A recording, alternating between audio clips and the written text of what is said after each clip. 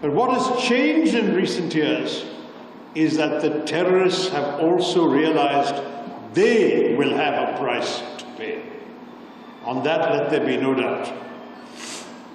When, for the first time, India breached the line of control between India and Pakistan to conduct a surgical strike on a terror base, a launch pad, the Uri strike in September 2015, that was already something we had not done before. Even during the Kargil war, we had not crossed the line of control. Congress के वरिष्ठ नेता शशि थरूर इन दिनों विदेशों में भारत की छवि मजबूत करने में जुटे हैं। वो अमेरिका, गुयाना और पनामा जैसे देशों में भारत की ओर से ऑपरेशन सिंदूर के तहत आतंकवाद और पाकिस्तान की भूमिका पर खुलकर भारत का पक्ष रख रहे हैं। लेकिन थरूर के विदेशों में दिए गए बयानों और खास तौर पर पनामा में दिए गए बयान पर उनकी ही पार्टी के अंदर विरोध देखने को मिल रहा है। इससे पहले कांग्रेस नेता उदित राज ने शशि थरूर पर निशाना साधते हुए कहा था कि उन्हें भाजपा का मुख्य प्रवक्ता घोषित कर देना चाहिए। उदित राज ने एक्स पर पोस्ट पर कहा था, प्रिय शशि थरूर, अफसोस मैं प्रधानमंत्री मोदी से इसकी पहल कर सकता हूं कि वो आपको भाजपा का मुख्य प्रवक्ता घोषित कर दे,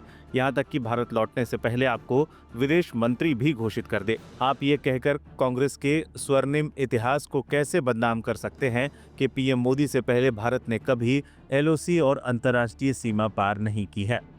अगर वो गलत बात बोल रहे हैं, कांग्रेस का इतिहास मिटाने की कोशिश करेंगे, तो मैं कांग्रेस में हूँ भाई। मेरी अपनी व्यक्तिगत मुझे लाभ की चिंता नहीं है। मैं अपना सेक्रीफाइस करने को तैयार हूँ। तो लेकिन जिस पार्टी में हूँ उस पार्टी के साथ मैं नहीं खड़ा रहूँगा, एक कांग्रेसी नहीं खड़ा होगा। उस पार्टी को आप लहूलुहान कर रहे हैं कि उन्होंने कुछ किया नहीं है। ये फर्जी मोदी जी का फर्जी सर्जिकल स्ट्राइक को आप बड़ा महिमा मंडित कर रहे हैं। क्या अचीव किया है? शशि थरूर पर कांग्रेस का नया वार। कांग्रेस के वरिष्ठ नेता पवन खेड़ा ने भी शशि थरूर पर हमला बोला है और थरूर की ही लिखी 2018 की किताब द पैराडॉक्सियल प्राइम मिनिस्टर के आधार पर खेड़ा ने किताब के उस अंश को निशाना बनाया है जिसमें 2016 की सर्जिकल स्ट्राइक को लेकर थरूर ने मोदी सरकार पर राजनीतिक लाभ लेने का आरोप लगाया था। पवन खेड़ा ने शशि थरूर की किताब का हवाला देकर उन पर हमला बोल दिया। किताब में थरूर ने लिखा था, 2016 की सर्जिकल स्ट्राइक और म्यांमार ऑपरेशन का बेशर्मी से चुनावी प्रचार के लिए इस्तेमाल किया गया। राष्ट्रीय सुरक्षा जैसे मुद्दों पर संयम जरूरी है। अब पवन खेड़ा ने इसी अंश को सामने रखकर शशि थरूर से ही सवाल कर दिया है। शशि थरूर ने भी दे दिया सीधा जवाब।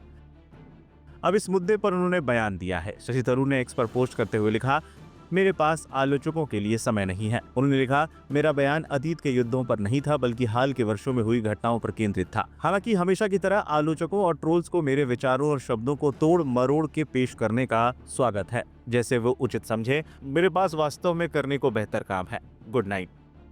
लंबे समय से चली आ रही है खटपट।